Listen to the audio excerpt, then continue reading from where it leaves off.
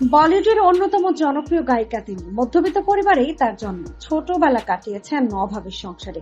1988 সালের 6 জুন জন্ম হয়েছিল এই গায়িকার। তিনি হলেন নেহা কক্কর। জেনে নেওয়া যাক তার সম্পর্কে কিছু জানা অজানা কথা। ছোটবেলায় নেহার পুরো পরিবার থাকতো জরাজীর্ণ একটা কক্ষে। সেটিও ছিল ভাড়া করা ঘর। অভাবের সংসার, 2 সন্তানকে ঠিকমতো খাবার দিতে পারছিলেন না নেহার বাবা মা। এই সময় নেহা ছিলেন মায়ের পেটে। মা চেয়েছিলেন গর্ভপাত করাবেন, কিন্তু ততদিনে অনেক দেরি হয়ে গিয়েছিল। পরে 1988 সালের 6 জুন জন্ম হয় নেহার।